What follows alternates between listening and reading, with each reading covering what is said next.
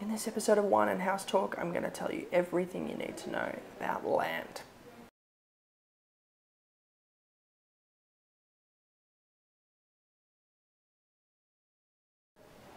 Hello and welcome to episode 8 of Wine and House Talk. My name's Andy Pater, of course, and this week I'm actually coming to you from hospital. So I was planning on filming this episode tonight, but unfortunately I've been hit by kidney stones.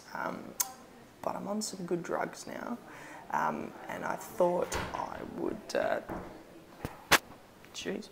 thought I'd take the opportunity to get the episode in anyway, because I was really looking forward to it. I'm going to have to ditch the wine, obviously, because I am in hospital, and I'm not sure that's allowed, nor do I have access to any wine. But we are going to get into the episode. So this week we're going to be discussing everything land, everything you need to know if you are looking at building or buying a block of land. And we're going to talk about some terminology that should get you out of trouble. I hope you enjoy. But bear with me for the shocking quality. Of course, this is just being filmed on an iPhone. But let's get into it. So when you buy a block of land from an agent, the questions that I'd be asking would be around the point of difference with the project. All land is going to be pretty much the same, but ask the question, why would you buy your land over the land down the road? It's a really good question to ask. There's a couple of terms that you're going to want to become familiar with as well. Contract of sale, that's a pretty obvious one. It's the contract of sale. That's really just an agreement between you and the developer. Fall is another important element that you'll need to know about if you are looking at buying a block of land. What fall is its slope, so the slope of the land.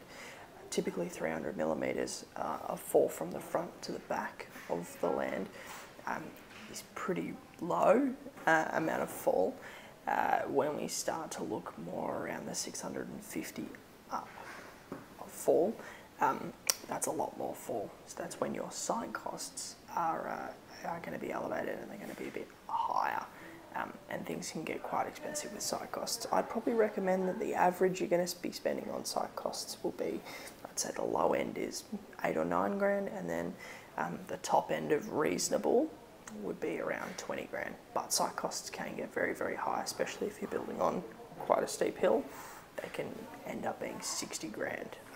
But a lot of volume builders won't really touch more than 1.5 to 2 metres. And to be honest, that's how they cut estates now. Anyway, so yeah, that's probably the figure you're going to be looking at. Now, I'd be asking the agent what the fall over the land is, but if you want to work it out for yourself, what you need is the engineering document, and what you want to do is look for the 2 FS numbers, like on the document displayed here. And the FS number is the finished surface level number.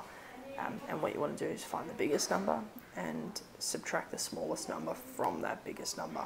The number that you have left over is that tells you what the fall across the land is. Now, if you're looking at a block of land that has an easement, I should probably explain what an easement is. So an easement is a section of the land at the back that has services in it. So they can be sewage or electricity, and basically we need to leave access to the easement just in case we ever have to dig up any pipes or electricity. And if we do, that's why we can't build on the home. A lot of builders won't build within 1 metre of the easement as well, for risk of the house falling into that easement. Another one to talk about is, of course, titles and settlement. So titles, the process of receiving titles, what that looks like is it's when the developer takes a paddock, if you will, and converts it into a series of lots, cutting it up. And what we're saying when we refer to titles being released is we're saying it's gone from being a paddock to your lot. So it's complete with the roads and all the connections, and it's been registered with the titles office. Now, settlement is typically 14 days after that titles process is complete. And what settlement is when the block is transferred from the developer's name into your name. So a covenant is basically a rule that's been placed over the land, stipulating that you have to comply with a certain rule. So there might be a double-story covenant over your block of land, and that means that you have to build a double story. That's an easy example. Look, your land agent really should be helping you out with all this, and even your builder, but it's really good for you to know the terminology. And that's really it for this week's episode of Wine and House Talk. If you've enjoyed the episode, please leave a comment below, please like it, please share it. And even if you haven't liked it, leave a comment down below. I'd really like your feedback.